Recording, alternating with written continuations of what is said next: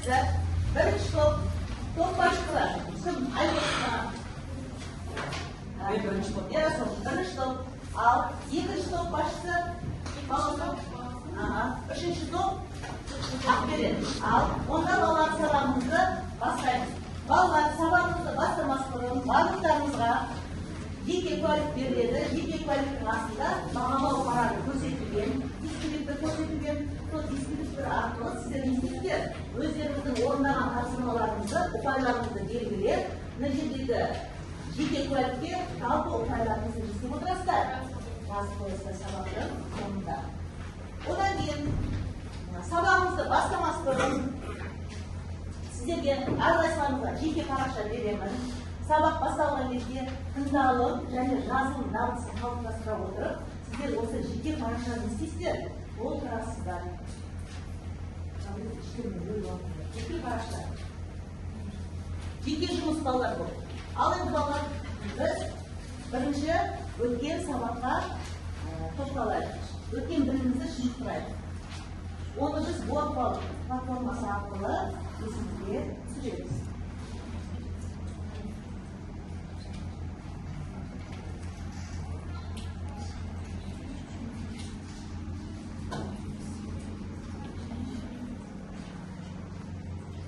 Бірінші сұрақ, ұлпас сұйықтығы жасушалармен қоректі заттар алмасуына қатыса ма? Кім айтады? Қазір тексереміз. Дұрыс. Балалар бәріміз қарап отырамыз. Дұрыс емес болса қолдан көтересіздер.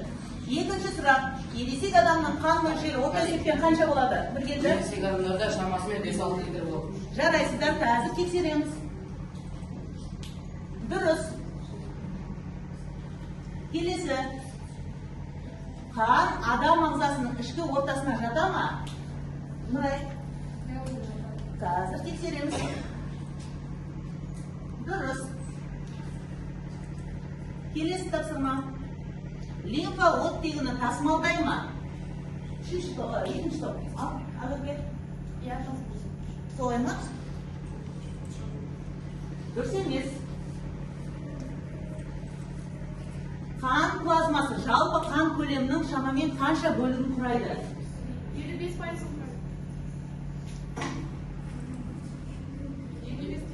Кешіріңіздер, мен өзім дұрыс бастадым. Дұрыс айттым. Алтыншы сұрақ. Лимфа сұйықтығы жасыл түсті ме? Жоқ. Лимфа сұйықтығы? Жоқ. Дұрыс айтасыздар.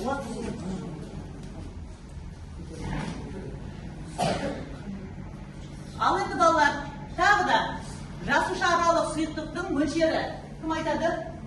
15-20. Қазір көреміз. Дұрыс па балалар?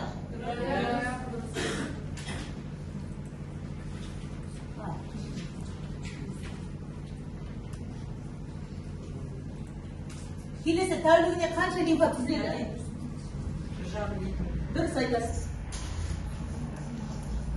Қан тамырлар арқылы не тасымалданады? Келесі адам ағзасының ішкі ортасына жататын үш сұйықтық. Кім айтады? Үш сұйықтық. Ұлпас сұйықтығы, қан және бүйрек. Дұрыс айтасыздар. Енді балалар, қараймыз. Суреттен не көріп тұрмыз? Қан. Сонда бүгінгі біздің сабағымыздың тақырыбы қанның құрамы және оның қызметі. Сабағымыздың тақырыбы қанның құрамы мен қызметі, қан түйіршіктері, плазма және қанның қызметі. Сабағымыздың тақырыбы. Сабағымыздың мақсаты.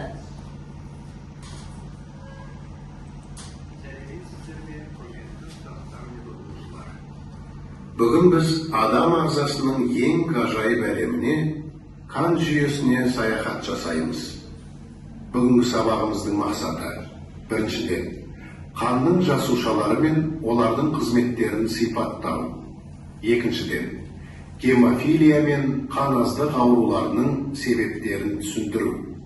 Үшіншіден, қанның формалы элементтерінің құрылыс ерекшеліктеріне сәйкес қасиеттерін тұжырымдау.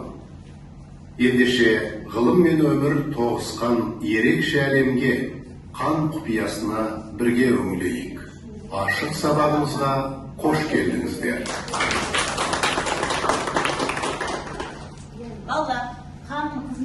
жалпы тоқталатын болсақ, қанның үш қызметі бар, иә? Қандай? Моралдық қызметі бар. Қан жалпы плазмадан және қан жасушаларынан тұрады.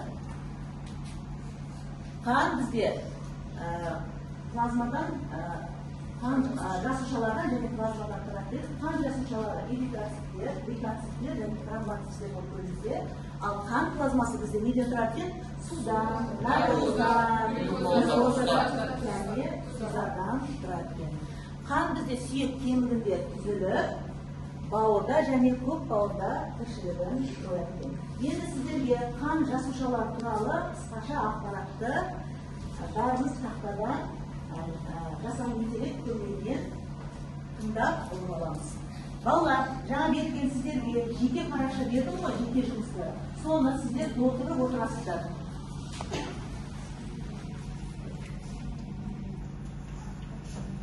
Сәлем достар, мен Байбот. Бүгін сендерге адам қанының жасушалары туралы айтып беремін. Эритроциттер қанның ең көп және ірі жасушалары. Бір текше миллиметр қанда олардың саны шамамен 4,5 пен 5 миллион аралығында болады. Олар қызыл түсті, екі жағынан ойыс диск тәрізді пішінді. Эритроциттердің ядросы болмайды, ал өмір сүру ұзақтығы 120 тәулік. Лейкоциттер қанның ақ түсті жасушалары. Олар ядросы бар, әрі жалған аяқтар арқылы қозғалады. Лейкоциттер қан ағынымен ғана емес, тамыр қабырғасы арқылы да өте алады. Бір текше миллиметр қанда олардың саны шамамен 6000-нан 8000-ға дейін болады. Тромбоциттер қанның ұю үдерісіне қатысатын ұсақ қан пластинкалары. Оларда ядро болмайды. Саны бір текше миллиметр қанда 180 000-нан 400 000-ға дейін жетеді. Тромбоциттер 11 тәулік шамасында өмір сүреді. Ал бауырда, көк бауырда немесе тромб түзілген кезде тіршілігін тоқтатады. Ары қарай балалар жақсылап түсініп алса, осы үш қан жасушалар туралы сіздерге қысқаша ертек көрсетіледі. Жақсылап тыңдаймыз. Соңында сұрақтар бар, сол сұрақтарға жауап береміз. Мен эритроцитпін, қанның маңызды бөлігімін. Оттегін тасымалдаймын. Лейкоциттің басты қызметі ағзаны микробтардан қорғау. Тыңдап аламыз. Эритроциттің мен ағзадағы қан ұйымына қатысамын. Эритроциттер бойынша ертегін тыңдап. Бір кезде адамның денесінде үш дос өмір сүріпті. Эритроцит күн сайын жүректен оттегін алып, бүкіл денеге таратады екен. Лейкоцит болса, қорғаншы батыр болып, ауру тудыратын микробтармен күресіпті. Ал кішкентай тромбоцит жарашықтан бірінші болып ұшып келіп қанды тоқтатыпты. Үшеуі біріксе адам сау, көңілді және мықты болыпты. Содан бері оларды бәрі қанның үш батыр досы деп атап кетіпті. Бүгін мен сендерге біздің денеміздегі ең еңбекқор үш жасушаны таныстырдым. Біріншісі эритроцит. Ол жүректен оттегіні бүкіл денеге тасиды. Екіншісі лейкоцит. Ол ағзаны бактериялар мен вирустардан қорғайды. Ал үшіншісі тромбоцит. Ол жарақат кезінде қанды ұйытып, жараның тез жазылуына көмектеседі. Осы үш достың арқасында біздің қан айналымыз дұрыс жұмыс істейді, ал денеміз сау әрі қуатты болады. Ал балалар, тақтаға назар аударамыз. Ертегіні жақсылап тыңдап алсақ, сұрақтарға жауап береміз. Ертегідегі айтылған үш дос кімдер? Айта ғой, Алина. Эритроциттер, лейкоциттер, тромбоциттер. Дұрыс, жарайсыз. Ары қарай эритроциттің негізгі қызметі қандай? Ауызды тұра ғой. Негізгі қызметі оттегіні жасушаларға, ал жасушалардан көмірқышқыл газын өтпеге тасымалдау. Тасымалдау. Жарайсыздар. Толықтыруға да болатын еді. Лейкоцит не себепті қорғаныш батыр деп аталады? Тромбоцит өйткені біздің денемізде жаралу. Тромбоцит емес қой, лейкоцит. Лейкоцит біздің ағзамызды микробтардан қорғайды. Бөгде заттардан микробтардан қорғайды. Жарайсыз. Тромбоцит адамның денсаулығына қалай көмектеседі? Ақерке. Егер олар үш дос бірге болмаса, адам ауруға Үш дос туралы айтқан жоқпын ғой. Тромбоцит адамның денсаулығына қалай көмектеседі? Айгүл. Адамның мысалы қолында тірлік болса соны үйге тез жазуына көмектеседі. Қан юуына көмектеседі. Өйткені оның құрамында сондай наркоздар бар, иә. Келесі, егер осы үш дос бірігіп жұмыс істемесе, адамның денесінде не болар еді деп ойлайсыздар? Үндеу? Адамның денсаулығы мықты болады. Мықты болады, ағзасы жақсы. Егер де болмаса? Егер де болмаса адам ауруға тез шалдығады. Олардың бәрі бірге жұмыс істесе, адамның дені сау болады. Жарайсыздар, балалар. Келесі, біз гемофилия ауруы туралы мен сіздерге қысқаша түсінік қалыптастырайын. Бізде бұл қанның юуына қажетті наркоздардың жетіспеуінен болады екен. Ал ол көбінесе ұл балаларда болады, оны тасымалдайтын бізде қыз балалар екен, әйелдер екен. Енді бұны емдеудің жолы осы ұюға қатысты наркозды ескеруіміз керек. Сол адамға ұюымыз керек екен. Көрдіңдер ме? Емі осылай екен. Ары қарай қаназдық бізде балалар қараңдар, анемия. Көпсіміз анемиямен ауырамыз, иә? Болады ондай жағдай. Көктемде әсіресе. Ол қандай белгісі қандай бізде? Әлсіреу, терінің бозаруы, дұрыс айтасыздар. Ал оның емі қандай балалар? B12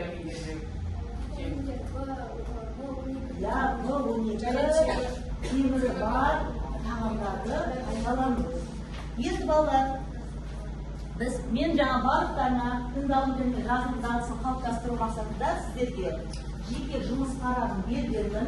Болдық па толтырып? Жұмыс парағын. Кім айтады? Сіздерден бастайық. Жеке жұмыс парағын. Әмина, тұра ғой. Қанның қызметі. Бірінші қызметіңізді айта қойыңыз. Бірінші қанның қызметі қандай? Қанның қызметі тасымалдау, қорғаныш, құмырау. Дұрыс па балалар? Барыңызды. Сіз ары қарай кім? Айдана, тұра ғой.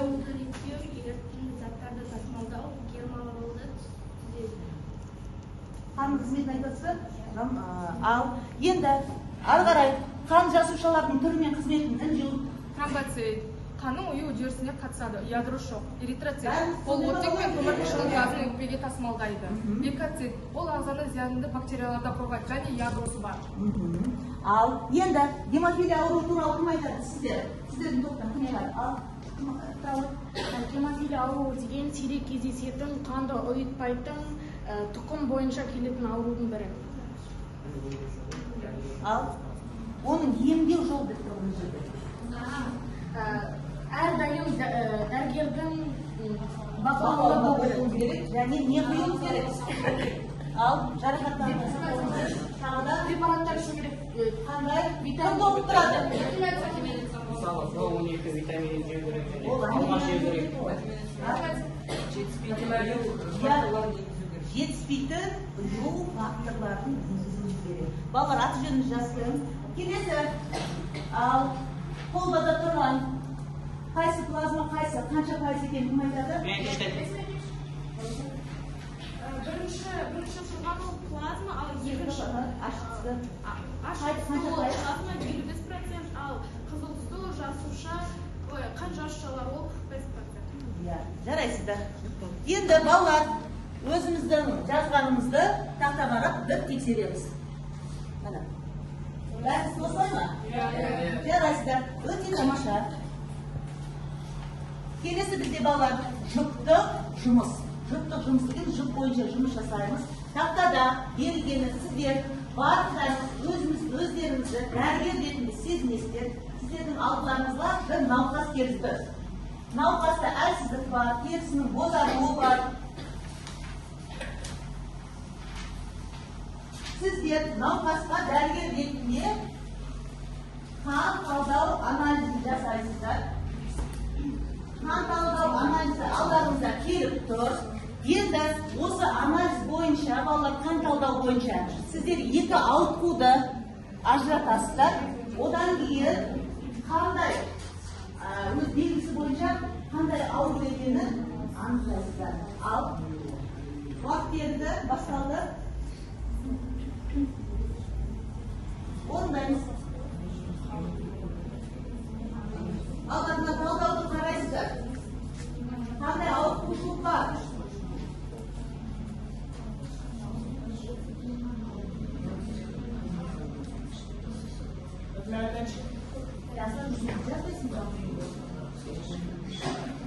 Астына жазамыз, аты жөндерін жазыңдар.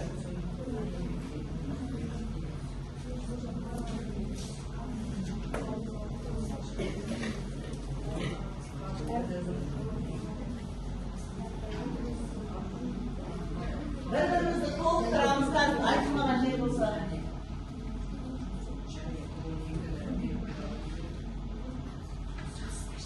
Бағалау парақшасына өздеріңіздің балдарыңызды қоюды ұмытпаймыз.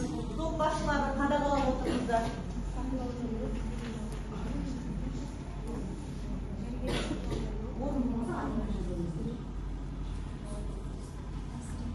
Болды ба балалар?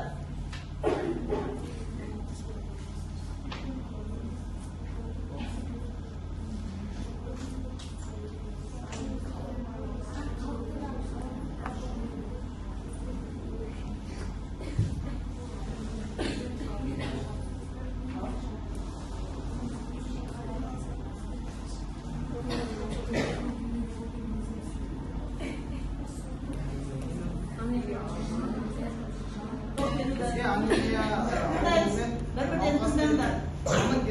Гемоглобині әдеттегіден төмен эритроциттер мөлшері жетіспейді.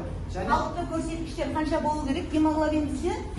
Гемоглобин 130-160 болу керек. Ал қуатта қанша? 105. 105. Дұрыс айтасыздар. Ал қуатты. Эритроциттер мөлшері 4 немесе 5,5 болу керек. Бұл науқастікі 3,5-ға дейін түсіп кеткен.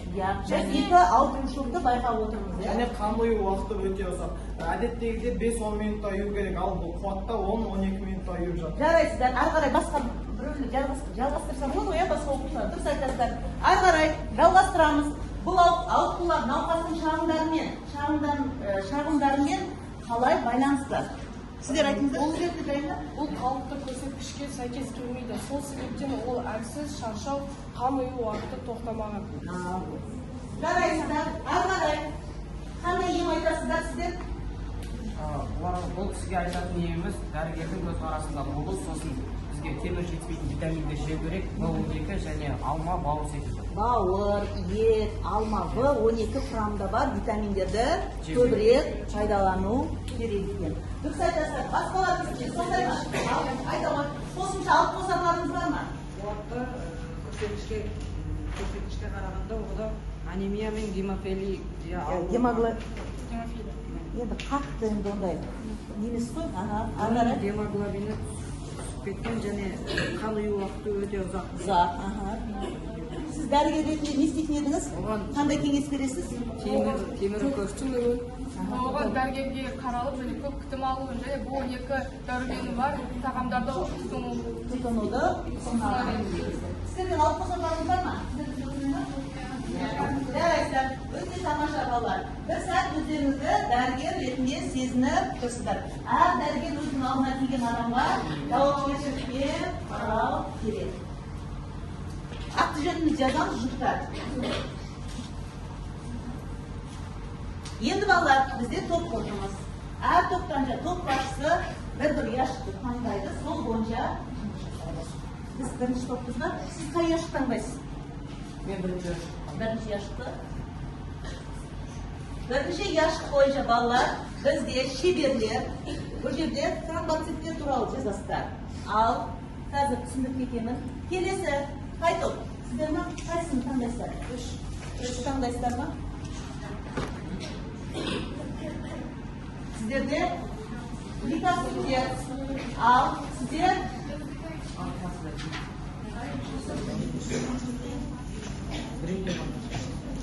сіздерде эритроциттер. Балалар, бұл жерде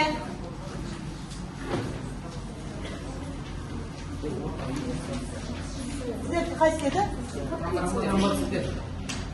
Тромбоциттер. Балалар, тапсырмада тромбоциттер туралы суреттейсіздер, қызметін айтасыздар, ерекшелігін айтасыздар, қызметі бұзылса, қандай аурулар пайда болады, және өздеріңіз туралы бір жұмбақ.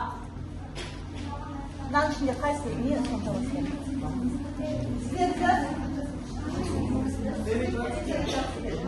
тапсырмаларыңыз туралы суреттейсіздер, қызметін айтасыздар, ерекшелігін айтасыздар, қызметі бұзылса, қандай ауру пайда болады, және жұмбақ.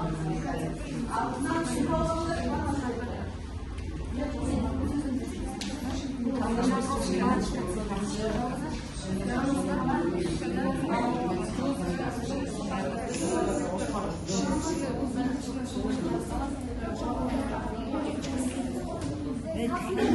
delikatsızlar. Kaç delikatsız kaçsızlar? Anlaraysızlar. Vallahi vakit gitti, taksırmaz, ortayımız. Kaçsızlar?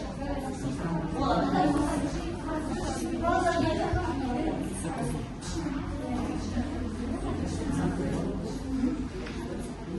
Link.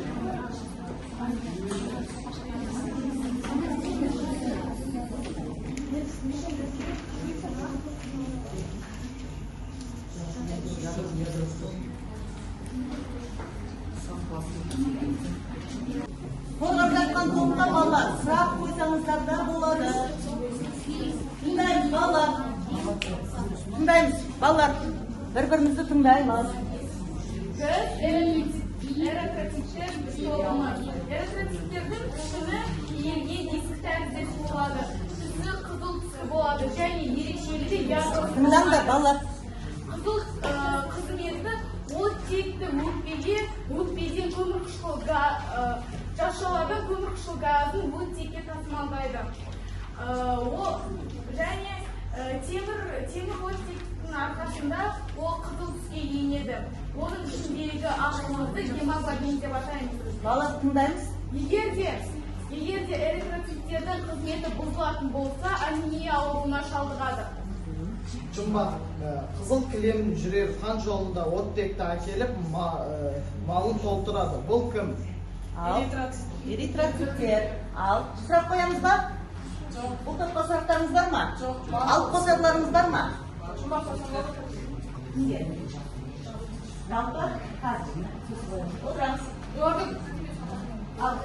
Олардың күнделік нәресі қандай? Гемоглобин, немесе қан плазмасы.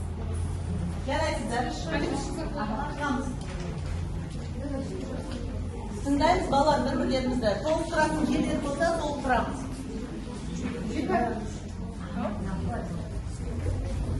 Беккаситі, олар түсі сопақша тәрізді.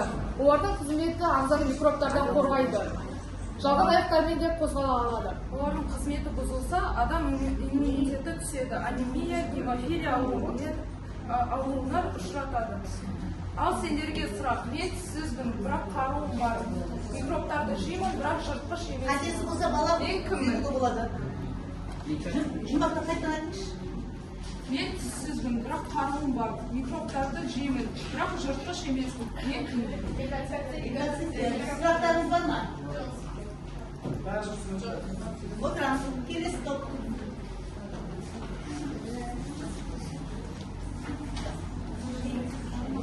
Тромбоциттер 8-11 тәулік ішінде тіршілік етеді. Тромб түзілгенде өзінің тіршілігін жояды. Тромбоциттердің ядросы жоқ, ерекшеліктері ұсақ қан пластикалары. Қанның жүйесі өте күрделі болғандықтан олар кальций тұздары, плазма, фиброген қатысады. Қызметі бұзылса, гемофилия ауруына шалдығады. Жұмбақ, жара шықса тез жиналып, қанды тоқтатар кішкентай шебер бұл кім? Бұл кім? Бұл бізде тромбоцит. Басқа топ туралы жұмбақ бастырдыңыздар ма? Жарайсыздар. Алып қосарларыңыз бар ма? Ал, ол топ ма? Ал. Олардың күрделі нәресі. Тромбоциттер. Плазма нәресі. Және олардың мөлшері. 180. Мөлшері. Дұрыс. Ал. Балалар, жалпы топқа жұмбақ. Түсі қызыл, қамырдан қамырға оттек жеткізеді. Бұл не? Жарайсыздар. Үш топта жарады, иә балалар? Отырсыз ба? Енді балалар.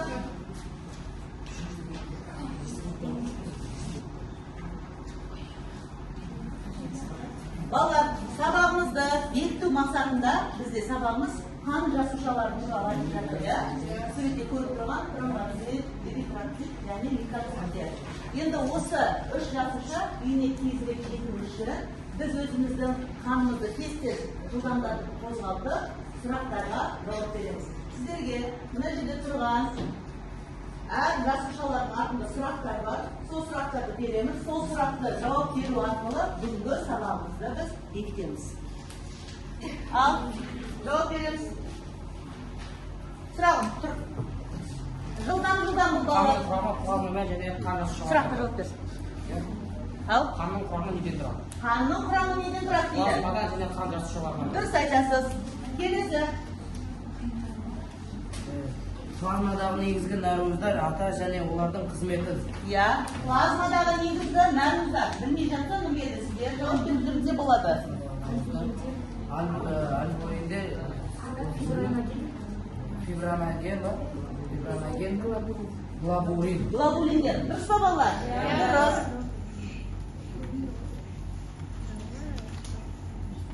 Лейкоциттердің қызметі ол микробтардан, бактериялардан қорғаныш қабатын шығарады. Дұрыс айтасыз.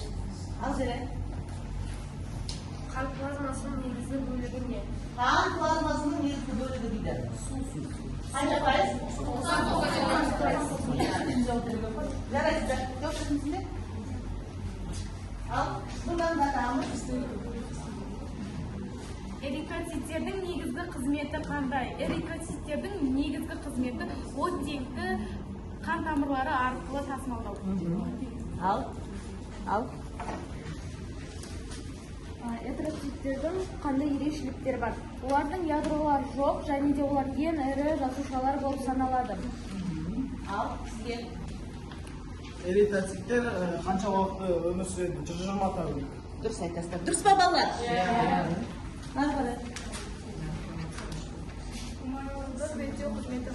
Гуморалдық реттеу қызметі. Тепе-теңдікті сақтайды және безерден бөлінген сүлдерді тасымалдайды. Дұрыс айтасыздар. Қанның тасымалдау қызметі неден қамтиды? Қанның тасымалдау қызметі.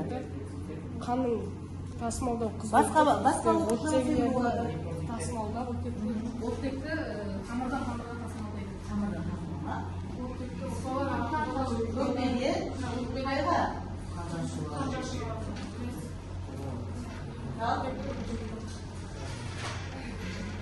Балалар, жауап бере алмаса, сіздер жауап беруіңізге болады. Ал, Феруза, қан азық дегеніміз не? Қане жетіспеушілігі? Қандағы B12 дәрімен ішеміз алып темір жетіспегеннен пайда болады, иә? Ал, сіз? Қан азықтың негізгі белгілері қандай? Ол шаршау, әлсіздік, тердің бозаруы. Қанның қорғаныш қызметі нені білдіреді? Қанның қорғаныш қызметі ол қанға түскен ауру микробтарды жояды. Және де иммунитетті атқарады. Қай жасуша атқарады бұны? Эритроциттер дегеніміз не? Оның пішіні ойыл дискі тәрізді. Эритроциттердің қызметі ол оттекті тасымалдайды. Жарайсыздар балалар, бүгінгі сабақта сіздер қалай түсінгендеріңізді осы жылдам сұрақтар арқылы мен білдім. Енді балалар, сабағымыз осымен аяқталды. Енді балалар қараңдаршы, сабақтың басындағы сабақ мақсатына оралайық. Біз сабақтың мақсатына жете алдық па? Қан жасушаларын біле алдық па? Қан аздық және гемофилия ауруы туралы білдік па? Енді әр топтан бір оқушыдан кері байланыс берсеңіздер. Бүгінгі сабақта не білдіңіздер, не үйрендіңіздер? Ал. Бүгінгі сабақ өте қатысты. Бүгін қанның құрамы мен басқа да білмеген заттарымызды білдік. Қандай заттар? Мысалы, қанның ұйуын, ол қандай не екенін сондайларды білдік. Ал, сізші, айтыңызшы байланысты. Мен бұл сабақта қанның қызметін, оның құрамын, тағы да басқа жасуша түрі мен оның түрлерін білдім. Танысыңыздар. Сіздер тоқтан кері байланысты беріңіз. Ал, айта алады. Бүгінгі сабақ маған өте ұнады, себебі бүгінгі сабақ өте оңай болды және де 3 дос туралы, лейкоцит, тромбоцит және ниеттерин білдірді. Мен бүгін таңалап өте жақсы. Мен яғни өзімнің ағзамдағы үш досты өзімнің денсаулығыма кепілдігін білдірдім. бүгінгі сабақ өте керекті болды. Және де біздің ағзамыздағы қанның қандай басты рөлін атқаратынын білдік. Және де оның қасындағы үш достың қандай жұмыстар атқаратынын, біздің денемізге қандай пайдасын алып келетінін, қандай аурулардан қорғайтын туралы барлық жақсы ақпараттарды білген болдым. Жарайсыздар, тамаша, өте тамаша. Ал сіздер стоппен байланыс береміз. Мен бүгінгі сабақты өте қатты жақсы түсіндім. Мен бұл сабақта гемофилия ауруының сирек кездесін алып өткенмін. Сіздер, Анжу? Мен бұл сабақ өте қатты ұнады. Бұл жақта бізді қанның қызметін, қанның құрамын және олардың жасушаларын анықтады. Жарайсыздар. Беріп сізді айтасыз ба? Бері байланыс. Мен бұл сабақты жақсы түсіндім. Осы сабақта мен қанның қызметін, қанның қандай жасушалар бар екенін, сол жасушалардың қызметі туралы және ерекшеліктері туралы түсіндім. Ал енді балалар барлығымыз кері байланыс берсек, тақтадағы жасанды интеллект арқылы спиктерді келіп басамыз. Ал тақтаға барып баса беріңіздер. Рефлексия ғой. Кешіріңіздер, рефлексия.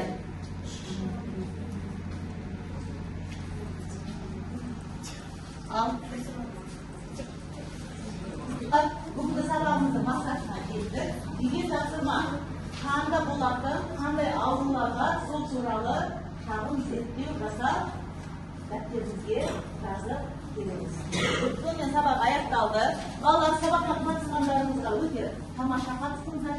Рахмет барлықтарыңызға. Бізде қара шоколад, балалар, қандай рөл атқарады бізде? Миды жұмыс істеу арттырады. Барлықтарыңызға өте тамаша қатысқандарыңыз үшін.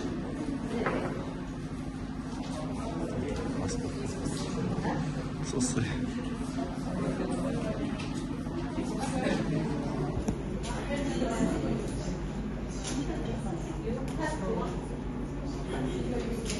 Көп рахмет.